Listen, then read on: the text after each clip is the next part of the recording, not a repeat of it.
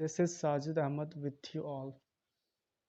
On the behalf of Team Measuring Gravity, I welcome you all. This is our lecture number 2 of thermodynamics of SLIDE All India Entrance Test Set 3. These are the topics which are going to be covered today. Let us discuss them one by one. For your convenience, I will discuss this in both Hindi and English. So let's get started. दोस्तों आज हम लोग thermodynamic process start कर रहे हैं. ये आपका lecture number 2 है. मैं आपको प्रीफर करूँगा कि आप लेक्चर नंबर 1 ज़रूर देखें ताकि आप और अच्छे से समझ पाए. तो चलिए शुरू करते हैं. पहला question, what is thermodynamic process. Process होता क्या है एंड थर्मोडायनेमिक प्रोसेस क्या है. तो मैं इसे इस फिगर के थ्रू आपको समझाता हूँ. सपोज आप इस पोजीशन ए पे हो, आफ्टर सम टाइम आप इस पोजीशन बी पे आ गए. वैसे फिजिक्स के लैंग्वेज में तो ये आपको डिस्टेंस कहलाएगी, बट मैं इसे समझाने के लिए आपको दिखा रहा हूँ. आप इसे डिस्टेंस ना समझें और ना ही डिस्प्लेसमेंट समझें. तो आप पोजीशन ए पे थे और आप अब पोजीशन बी पे हैं. तो आपको ये पोजीशन ए से जो पोजीशन बी में पे पहुँचने पे जिस वे का जिस चीज़ का सहारा लेना पड़ा वह एक प्रोसेस है. तो यहाँ पे क्या हो रहा है, बेसिकली आपका स्टेट इनिशियल था, अब ये स्टेट फाइनल हो गया. तो आप सिंपल सा अपने दिमाग में ये बिठा लें कि जब भी स्टेट चेंज होगा किसी भी सिस्टम का, वह आप हो या कुछ भी हो जिस पे आप फोकस कर रहे हो, तो वह एक प्रोसेस को लीड करेगा. बेटर अंडरस्टैंडिंग के लिए हम लोग इसे और डिटेल में डिस्कस करते हैं. तो यहाँ पे मैं इसे डिनोट कर चुका हूँ जो मैंने अभी डिस्कस किए हैं. तो चलिए इसे और अच्छे से समझते हैं. तो क्या मैं कह रहा हूँ कि change in state leads to a process. इसे मैं पीवी डायग्राम से समझता हूँ. आप यहाँ पे देख पा रहे हो इस डायग्राम में, ये हमारा कोई सिस्टम है. इसकी इनिशियल पोजीशन है ये, और इस इनिशियल पोजीशन पे इस सिस्टम का pressure P1 and volume V1 है. अब ये सिस्टम किसी प्रोसेस के हेल्प से पोजीशन 2 यानी अब ये इसकी फाइनल पोजीशन है P2 पे आ गई है. यहाँ पे P2 प्रेशर है एंड V2 फाइनल वॉल्यूम है. तो ये आप देख रहे हो, ये लाइन जो है ये प्रोसेस को इंडिकेट कर रही है. यहाँ पे क्या हो रहा है कि हमारा इनिशियल स्टेट से फाइनल स्टेट में चेंज हो रहा है. तो ये जो चेंजेस आ रहे हैं ये किसकी वजह से आ रहे हैं, प्रोसेस होने की वजह से. तो मैंने पहले ही यहाँ पे लिख दिया है कि change in state leads to a process. चलिए अब इसकी डेफिनेशन को डिस्कस करते हैं. क्या है डेफिनेशन. डेफिनेशन कहती है कि when the thermodynamic state of a system, यानी डिफरेंट थर्मोडायनेमिक प्रॉपर्टीज. आप जानते हैं मैंने पहले लेक्चर में भी बताया है कि जो भी थर्मोडायनेमिक प्रॉपर्टीज है उसे हम लोग थर्मोडायनेमिक स्टेट भी बोलते हैं. ठीक है. तो changes from one equilibrium state to another equilibrium state is said to be a thermodynamic process. अब ये इक्विलिब्रियम क्या होता है और इक्विलिब्रियम स्टेट क्या है. इक्विलिब्रियम का मतलब होता है इक्वल. ठीक है. सिंपल में कि अगर कोई सिस्टम ए सिस्टम बी के इक्वल है और सिस्टम बी सिस्टम ए के इक्विलिब्रियम में है, यानी इक्वल में है, तो वो दोनों एक दूसरे के इक्विलिब्रियम है। तो इसी से मैं समझाता हूँ आपको, ये प्रेशर और वॉल्यूम, ठीक है, ये इक्विलिब्रियम स्टेट में है इस समय इनिशियल पोजीशन पे। अब वो चले गए फाइनल पोजीशन पे, वहाँ पे उसकी जो स्टेट है वो है P2 V2।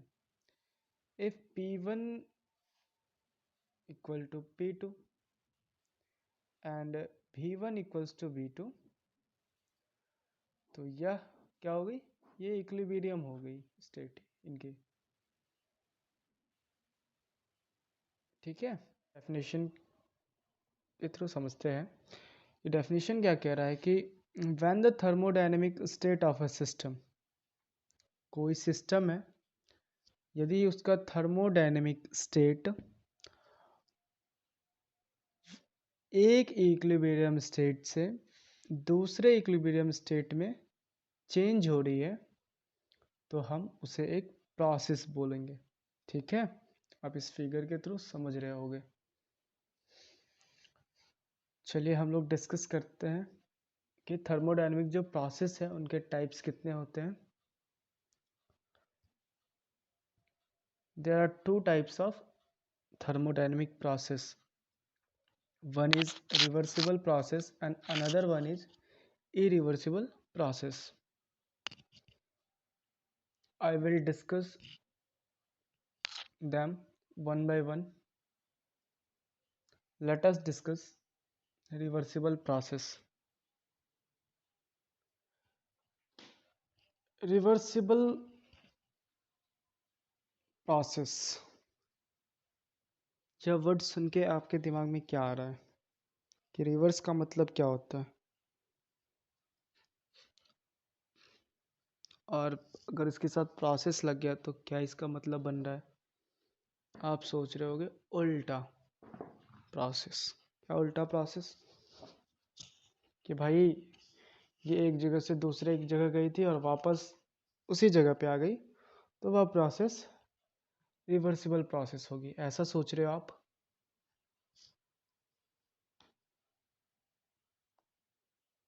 थोड़ा बहुत आप सही सोच रहे हो, लेकिन पूरा नहीं। इसे हम लोग समझते हैं, ठीक है, इस फिगर के थ्रू। ये मैं एक पीवी डायग्राम ड्रॉ कर रहा हूँ, इसे indicating pressure and this one is indicating volume. Suppose this is the initial position of system where its initial pressure is P1 and initial volume is V1. This is the final position of the system. Here final position of the system is, that is 2, where pressure is P2 and final volume is V2. मैं बोल रहा हूँ कि ये यहाँ से यहाँ आ गई, ये तो प्रोसेस हो गई, प्रोसेस तो हो गई ना। अब ये रिवर्सिबल प्रोसेस का क्या चक्कर है। मैं बोल रहा हूँ भाई कि आपने P1 V1 को P2 V2 पे पहुंचा दिए, ठीक है भाई। आप दोबारा उसी को P2 V2 को P1 V1 पे ला देते हैं, तो क्या एक रिवर्सिबल प्रोसेस है।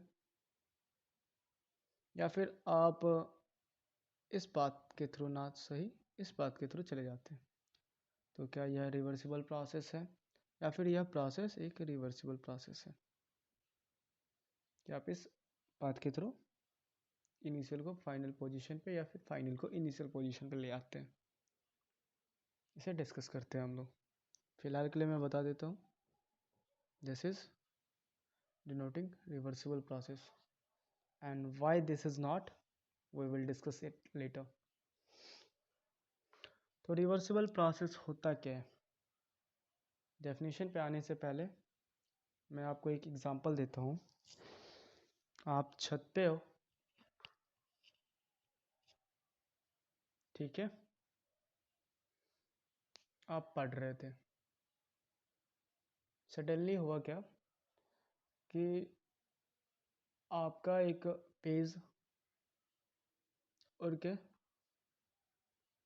ज़मीन पे गिर गया। मैंने बोला कि आप उस पेज को वापस जहाँ से गिरा है वहाँ पे ले आओ। क्या यह एक रिवर्सिबल प्रोसेस है? सोचिए, सोचिए इसे। मैंने क्या बोला था कि जिस चीज़ पे आपको स्टडी करने के लिए बोला जा रहा है वह सिस्टम होता है, एंड उसके अलावा सारे चीज़ सराउंडिंग आते हैं। तो अभी आपका सिस्टम क्या है? Paper, and surrounding is you and everything else except the paper. तो आप गए उस सिस्टम को यानी पेपर को उसकी इनिशियल पोजीशन पे ले आते हैं, उसके फाइनल पोजीशन से। तो क्या यह प्रोसेस रिवर्सिबल प्रोसेस होगा? सोचिए। बिल्कुल नहीं होगा। इसलिए नहीं होगा कि रिवर्सिबल प्रोसेस की एक कंडीशन है। कंडीशन वह है कि वह अपने पोजीशन पे रिवर्स तो करे, सेम डायरेक्शन होना चाहिए, बट उस प्रोसेस की होने की वजह से ना तो सिस्टम पे कोई इफेक्ट आए और ना ही सराउंडिंग पे। मुझे बताइए, आप पेपर को उठाने गए, आपको वर्क करना पड़ा, पे इफेक्ट आया ना? सिस्टम को आप उठा के ले ला रहे हो, उसे भी कुछ ना कुछ तो वर्क करना पड़ा, उस पर भी कुछ इफेक्ट आया। तो यह प्रोसेस रिवर्सिबल प्रोसेस नहीं है। हर प्रोसेस जिसकी डायरेक्शन रिवर्स है वह रिवर्सिबल प्रोसेस नहीं है। तो रिवर्सिबल प्रोसेस क्या है?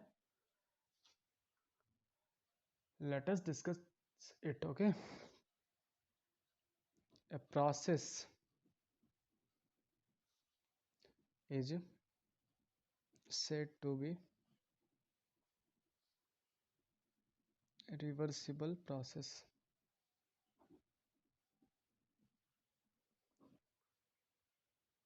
if when reversed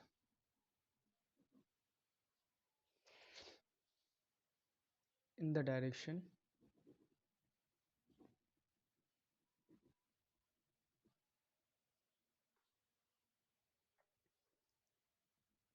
it follows same path as that of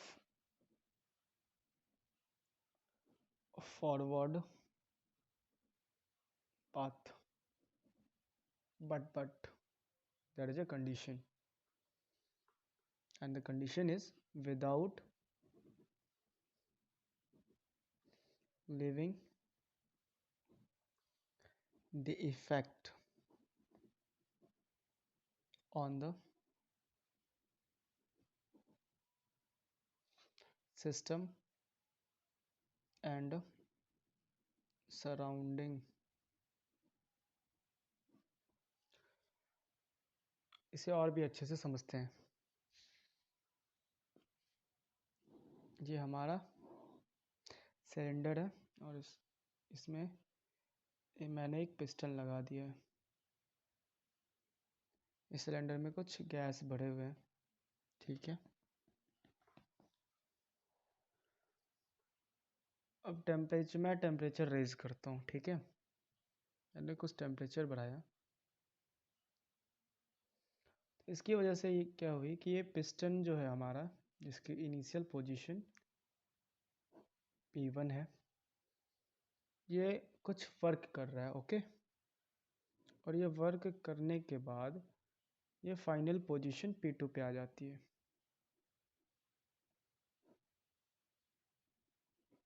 ठीक है। अब मैं बोल रहा हूँ कि इसे दोबारा P2 पे ला दो।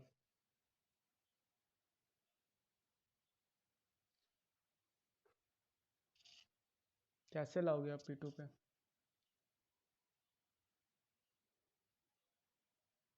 या तो हम ऐसे ला सकते हैं कि जितनी गैसेस या जितनी हमने टेम्परेचर रेज की है हम उतनी टेम्परेचर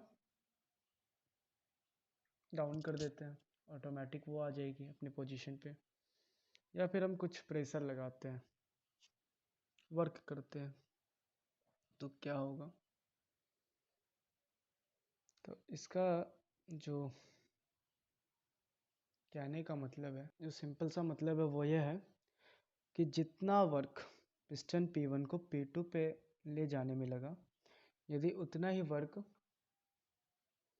पिस्टन P2 को P1 पे लाने में लगे तो वह एक रिवर्सिबल प्रोसेस होगा। ठीक है, यानी अगर गैस को 20 न्यूटन का फोर्स लगाना पड़ा इस पिस्टन को P1 से P2 में ले जाने पे, यदि हम 20 न्यूटन का फोर्स रिलीज कर दें और वह पिस्टन फिर से P1 पे आ जाए तो हम इसे एक रिवर्सिबल प्रोसेस बोलेंगे। बट कंडीशन यहाँ भी वही है कि सिस्टम और सराउंडिंग पे कोई इफेक्ट नहीं होना चाहिए भैया। तो इतना तो हमें पता चल गया होगा कि भाई ये पॉसिबल नहीं है कि आप कोई भी वर्क करो और सिस्टम पे और सराउंडिंग पे इफेक्ट ना पड़े। तो ये है क्या, तो this is basically nothing, it's a imaginary, a pure ideal process. तो नोट डाउन,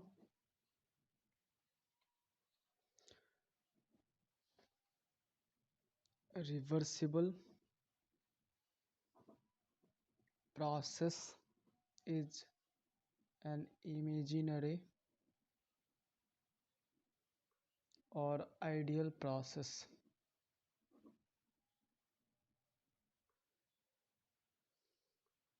हम लोग इस प्रोसेस की मदद से बाकी सारे जो प्रोसेस हम लोग पढ़ेंगे उनकी कंडीशंस चेक की जाती है, वेदर वो रिवर्सिबल प्रोसेस के कंपैरिजन में कितने एफिशिएंट है, कितना वर्क वो कर पाते हैं, कितना वो कंप्रेस हो रहे हैं, कितना एक्सपेंड कर रहे हैं। तो वो सब जो है हम लोग रिवर्सिबल प्रोसेस, जो हमारा एक आइडियल प्रोसेस है, उसके थ्रू हम बाकी सारे प्रोसेस का कंपैरिजन करके पता कर पाते हैं। ठीक है, तो अनदर वन है जो याद रखिएगा, इफ़िशियंसी सबसे ज़्यादा किस प्रोसेस की होती है, तो वह है reversible process. Efficiency of a reversible process is maximum.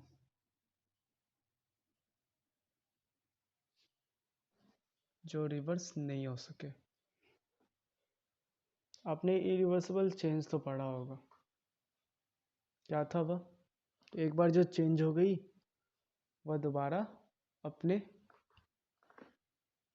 जो पहले की पोजीशन थी उसमें नहीं आती है। ठीक है,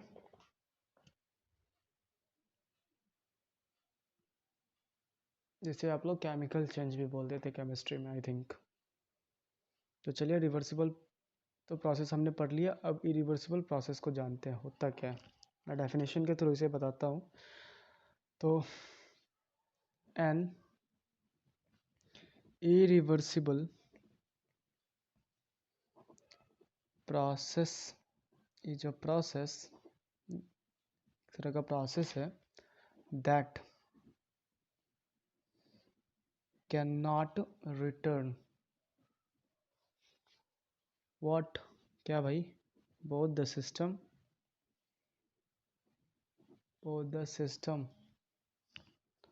and the surrounding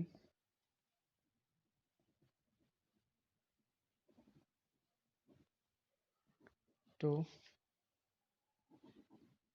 their original conditions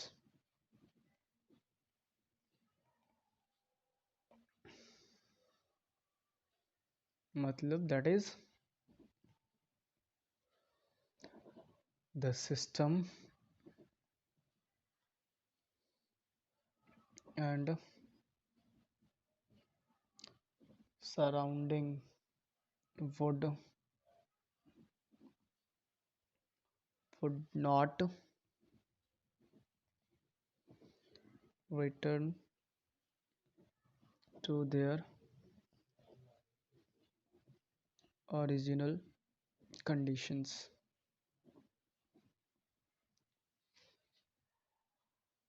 if the process was reversed।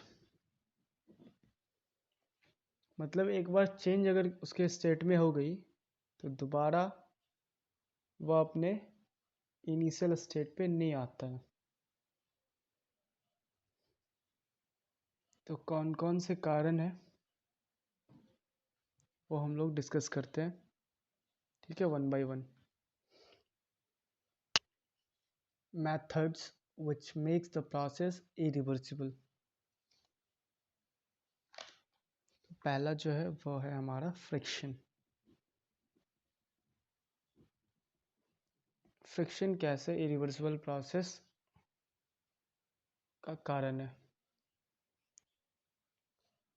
Suppose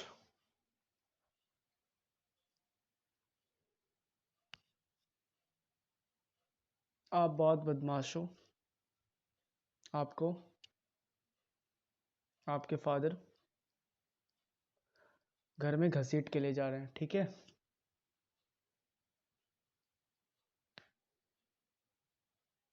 अब क्या हो रहा है, आपके और सरफेस के बीच में फ्रिक्शन हो रही है, कुछ हीट लॉस हो रहा है। क्या आप उस हीट को वापस ले सकते हो? पॉसिबल है? बिल्कुल नहीं है, ठीक है। यानी एक तो हमारा फ्रिक्शन हो गया, ठीक है। दूसरा लिख लीजिए,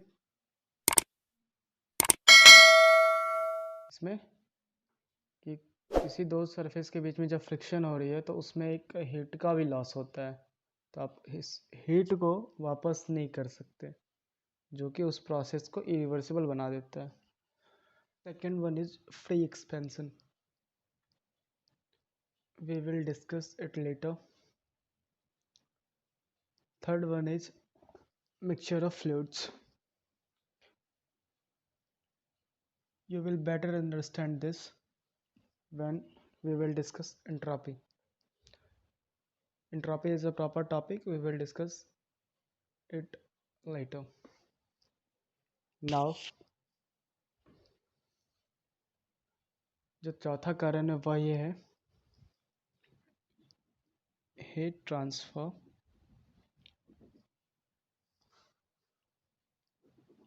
थ्रू finite temperature difference। आप ये मत सोचना कि मैंने ये फ्री एक्सपेंसर और मिक्सचर ऑफ फ्लूइड के बारे में नहीं बताया। ये हमारा एक प्रॉपर टॉपिक है। जब हम लोग एंट्रोपी पढ़ लेंगे और फ्री एक्सपेंशन पढ़ लेंगे तो हमें पता चल जाएगा ये लोग कैसे इरिवर्सिबल प्रोसेस होने में मदद करते हैं। फिलहाल के लिए इतना समझ लीजिए कि मिक्सचर ऑफ फ्लूइड्स, जब भी दो मिक्सचर होते हैं फॉर्म फ्लूइड्स के मिलने से, तो उनके वजह से सिस्टम की एंट्रोपी बढ़ती है। क्यों बढ़ती है वो हम लोग बाद में जानेंगे। तो हमने चौथा क्या बोला कि heat transfer through a finite temperature difference. Suppose ये कोई, चलिए वाटर का एग्जांपल लेते हैं, H2, ठीक है।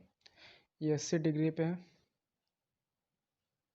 आप इसे हॉट वाटर कंसीडर कर सकते हो। एंड ये हमारा 40 डिग्री पे है, ठीक है। ये लगभग कोल्ड वाटर समझ लीजिए। तो हमने एक कॉन्सेप्ट पढ़ा है कि जब भी टेम्परेचर का ट्रांसफ़र होता है वो हाई से लो की तरफ होता है, ठीक है, यानी 80 से 40 की तरफ। क्या 40 से 80 की तरफ पॉसिबल है? नहीं पॉसिबल है। तो यही कह रहा है कि heat transfer through finite temperature difference. आप एक तरफ से तो कर सकते हो, दूसरी तरफ से आप नहीं कर सकते हो। तो इसका कहने का फाइनाइट टेम्परेचर कहने का यही मतलब था, ये हो गया ना फाइनाइट टेम्परेचर। यानी आप हाई से लो की तरफ तो ले जा सकते हो लेकिन लो से हाई की तरफ नहीं ले जा सकते, तो ये भी एक इरिवर्सिबल होने का कारण बनता है। नोट डाउन, क्या नोट डाउन करना है हमें? Irreversible process is a spontaneous process। आप स्पॉन्टेनियस का मतलब ये नहीं समझ जाओ कि तुरंत होने वाला या बाद में होने वाला, धीरे से होने वाला, ठीक है। इरिवर्सिबल प्रोसेस स्पॉन्टेनियस प्रोसेस, इतना भी समझो। और क्यों है तो मैं ये बता देता हूँ कि they are said to be spontaneous process because, कारण है कि they can be reversed only by taking a different path। Same path नहीं, जब भी मान लीजिए रिवर्स होता भी है तो वह डिफरेंट पाथ के through to get back to their original state. जो उसकी इनिशियल स्टेट थी उस पे जाने के लिए वह दूसरे पाथ को फॉलो करेगा, ना कि जिस पाथ से वो आया है। अगर वो पाथ वो फॉलो करेगा तो वह रिएक्शन, वह प्रोसेस एक रिवर्सिबल प्रोसेस हो जाएगी, ठीक है।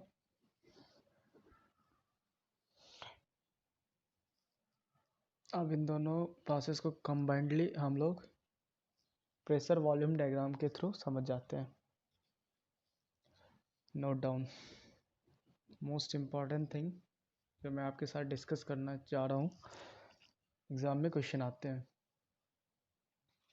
ठीक है।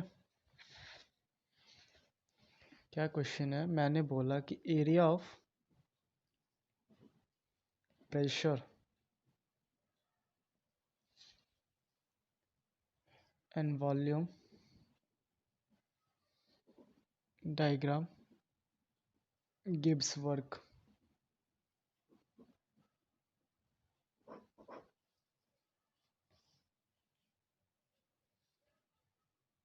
चलिए, यानी पीवी डायग्राम हमें वर्क देता है, उसका एरिया कैसे देता है ये हम लोग समझते हैं।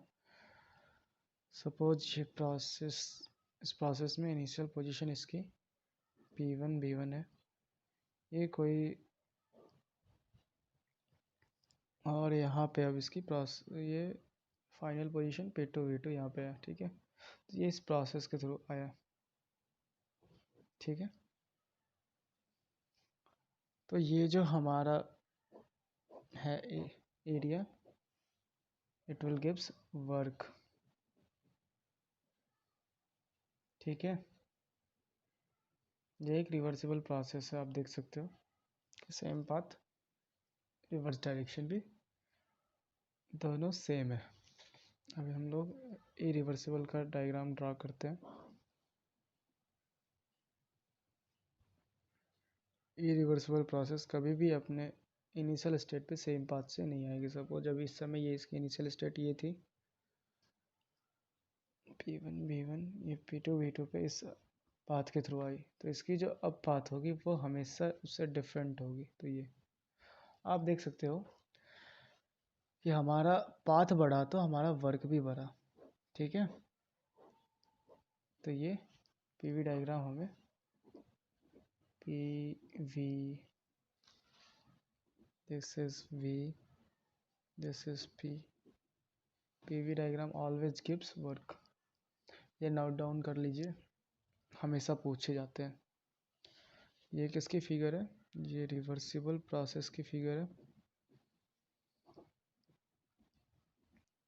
and this one is irreversible process.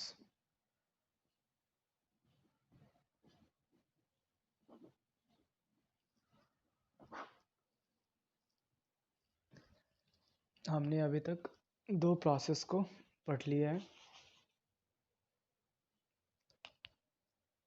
Static process को हम लोग समझते हैं होता क्या है।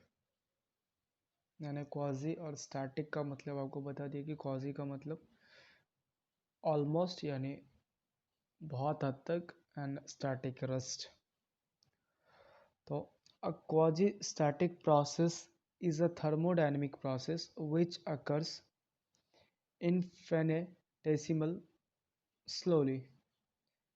इसका मतलब होता है एक्सट्रीमली वेरी स्लोली। ठीक है, थर्मोडायनिक प्रोसेस का जो एग्जांपल क्वाजी स्टैटिक प्रोसेस है वह एक ऐसा प्रोसेस है, वह एक ऐसा थर्मोडायनिक प्रोसेस है जो कि बहुत ही स्लोली अकर होता है। Every state passed by quasi-static process tends to equilibrium। देख रहे हो आप, जो हर स्टेट्स वह पास कर रही है वह इक्विलिब्रियम में है। आप इस फिगर के थ्रू समझ जाओ। Quasi means almost and static means the thermodynamic properties static with them। यानी क्वाजी का मतलब तो ऑलमोस्ट हो गया, और जो स्टैटिक है मतलब जो उसमें थर्मोडायनेमिक प्रॉपर्टीज है उनकी, चाहे वो वॉल्यूम हो या फिर प्रेशर हो, जो भी है वह स्टैटिक है टाइम के साथ। Quasi static process is a reversible process. यह एक रिवर्सिबल प्रोसेस है।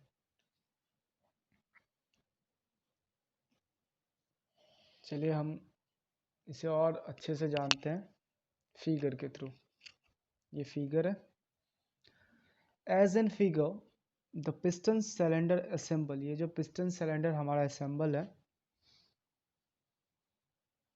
is shown and the gas is in equilibrium by constant pressure applied on the piston।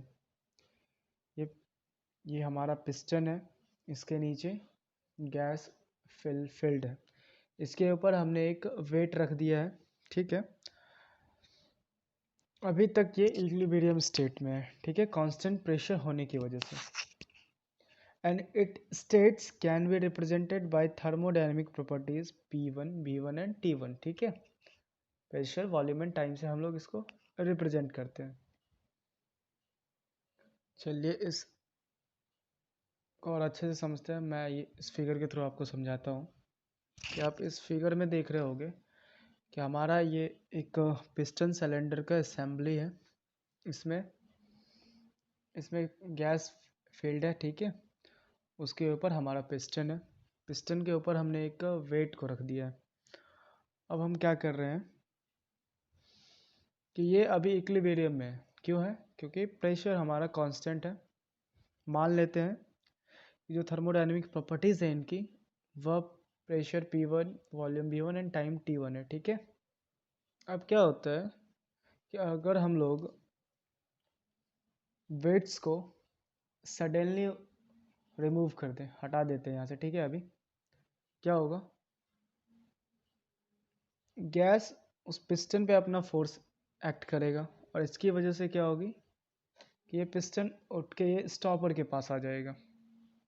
ठीक है, यानी एक इक्विलिब्रियम स्टेट से अनदर इक्विलिब्रियम स्टेट पे चला जाएगा, और जो गया इक्विलिब्रियम स्टेट उसे हम लोग P2, V2 एंड T2 के नाम से रिप्रेजेंट कर देते हैं।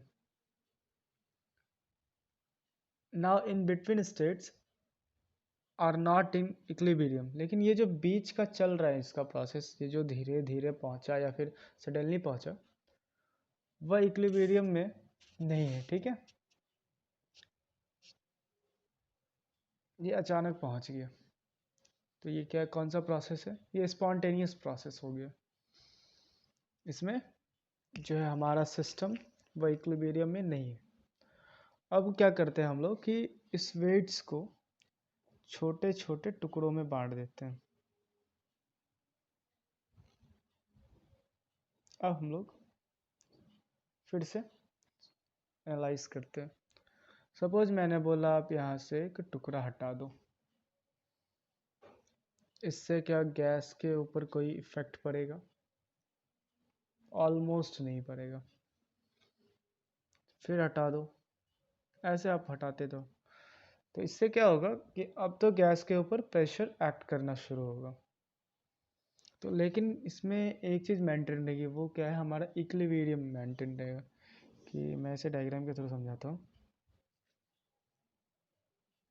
ये सिस्टम की इनिशियल पोजीशन है and this is final position. Okay, initial state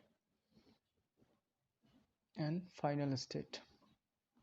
मैंने एक दाना उठाया, ये यहाँ पे पहुँच गई। मैंने दोबारा उठाया, यहाँ पहुँच गई। मैंने फिर उठाया, यहाँ पे पहुँच गई। मैंने फिर उठाया यहाँ पे पहुँच गया। मैंने लास्टली फिर उठाया तो वो फाइनली यहाँ पे फाइनल पोजीशन पे आ गई। इसमें हुआ क्या, हमारा प्रोसेस स्लोली स्लोली हो रहा है और प्लस उसकी इक्विलिब्रियम भी मेंटेन हो रही है स्टेट्स की। तो ये जो हमारे हैं ये क्या है, इक्विलिब्रियम स्टेट्स। इन्हीं प्रोसेस को हम लोग quasi static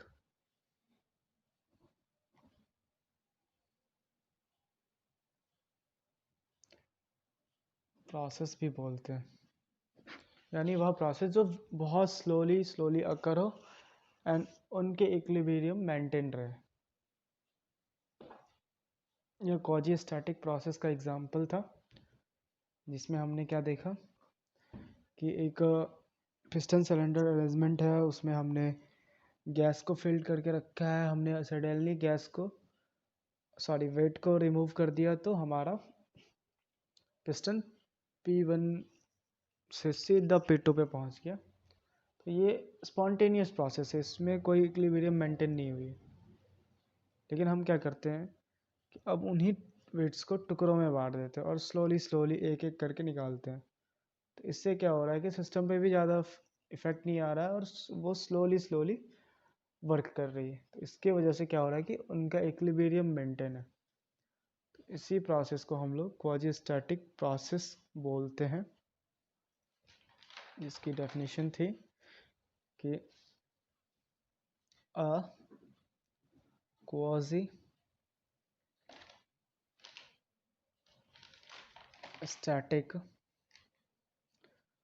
process is a thermodynamic process which occurs extremely slowly.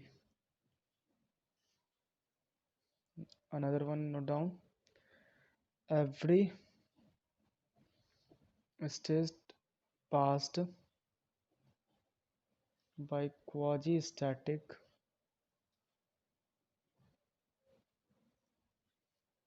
process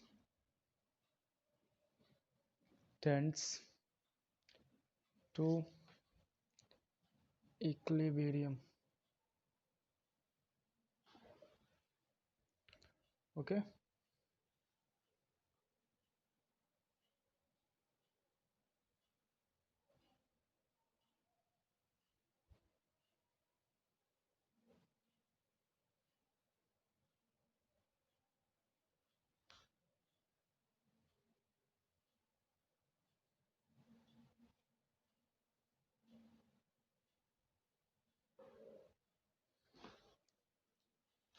तो हम लोगों ने quasi reversible, irreversible and thermodynamic process को पढ़ लिया है अभी तक।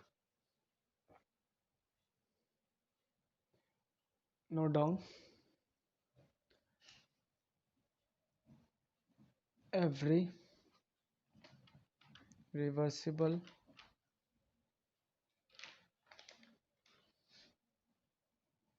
process is quasi-static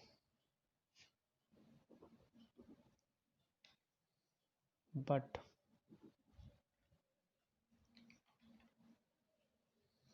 reversible is not true always.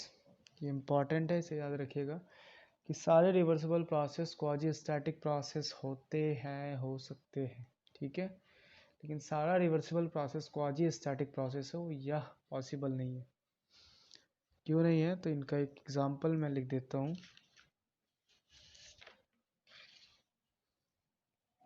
Friction less quasi static process is reversible process. जो फ्रिक्शन लेस होते हैं वह सारे क्वाजीस्टैटिक प्रोसेस रिवर्सिबल प्रोसेस होते हैं। तो हमने अभी तक क्वाजीस्टैटिक प्रोसेस को पढ़ लिया है। हमारा लास्ट टॉपिक जो है वह है बेसिक कॉन्सेप्ट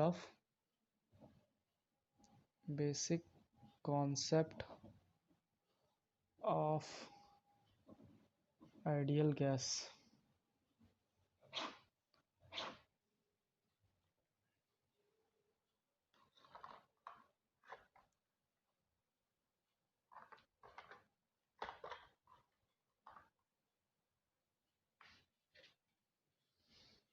चलिए, इसे हम लोग अगले लेक्चर में कंटिन्यू करेंगे, लेकिन तब तक मैं आपको थोड़ा बहुत इंट्रो दे देता हूँ इसके ऊपर। हमने फिजिक्स में पढ़ा है, क्या पढ़ा है? कोई दो मास है,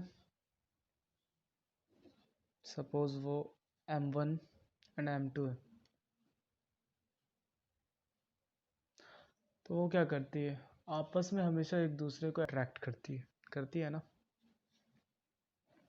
ये इसको अट्रैक्ट करेगा, ये इसको अट्रैक्ट करेगा। तो फोर्स ऑफ अट्रैक्शन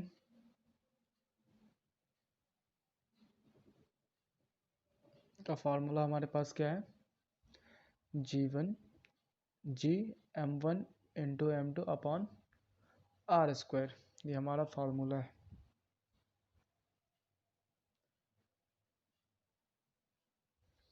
तो यहीं से एक कॉन्सेप्ट उठता है आइडियल गैस के लिए कि अगर किसी दो गैस मॉलिक्यूल्स के बीच का फोर्स ऑफ अट्रैक्शन 0 हो जाए तो वह आइडियल गैस के रूप में कंसिडर की जाएगी। ऐसा पॉसिबल नहीं है कि अगर कोई दो चीज़ें हैं तो उनके बीच में फोर्स ऑफ अट्रैक्शन होगा ही होगा। यानी रिवर्सिबल प्रोसेस की तरह भी यह गैस क्या है? यह भी एक हाइपोथेटिकल, यानी इसे आप ये समझ लो मनगढ़ंत, या फिर ठीक है, एक मनगढ़ंत है। हमने इसे एक आइडियल मान लिया है कि अदर गैस को हम लोग इससे कंपेयर करेंगे, ठीक है। तो पहला क्या है कि आइडियल गैस जो होती है वो हाइपोथेटिकल गैस है जो कि नेग्लिजिबल स्पेस ऑक्यूपाई करती है, मतलब ये कोई स्पेस भी ऑक्यूपाई नहीं करती। ये इनका कॉन्सेप्ट है। इनके बीच में कोई फोर्स ऑफ अट्रैक्शन नहीं होता and they obey laws of ideal gases. जो लॉज हैं गैसेस के, Boyle's law, Charles law, Avogadro's, Gay Lussac law, ये सब वो गैस फॉलो करते हैं। तो ये बेसिक कॉन्सेप्ट था। इनके जो भी फैक्टर्स है वो टेम्परेचर पे आइडियल गैस डिपेंड करते हैं, प्रेशर पे करता है, देन डेंसिटी पे करता है। कैसे करता है वो हम लोग थोड़ा अभी ब्रीफ में जाता हूँ, लेकिन वो सब अगले लेक्चर में डिस्कस मैं करूँगा आपके साथ। Ideal gas and that real gas, एक रियल गैस होता है यानी वास्तविक गैस, वो क्या होती है। तो पहले तो बात ये जान लिया, जो भी गैस आइडियल गैस की तरह बिहेव नहीं करेंगी वो रियल गैस होगी। क्यों करती है real gas behave ideal gas की तरह? मतलब उनकी तरह बिहेव नहीं करती, क्यों? क्योंकि हमें मालूम है कि दो मॉलिक्यूल्स के बीच में हमेशा फोर्स ऑफ अट्रैक्शन होगा। होगा तो भाई वो रियल है। Real gas is also known as non real gas. ठीक है, तो हम लोग अब कुछ फैक्टर्स को डिस्कस कर लेते हैं। नेक्स्ट क्लास में हम लोग इसे और ब्रीफली समझेंगे। तो जो भी फैक्टर्स हैं, factors on which an ideal gas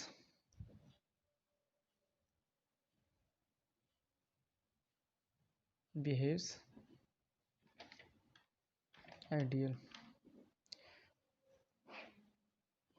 यानी वो फैक्टर जिन पे एक गैस आइडियल गैस के रूप में बिहेव करता है। तो पहला तो फैक्टर हमारा टेम्परेचर है।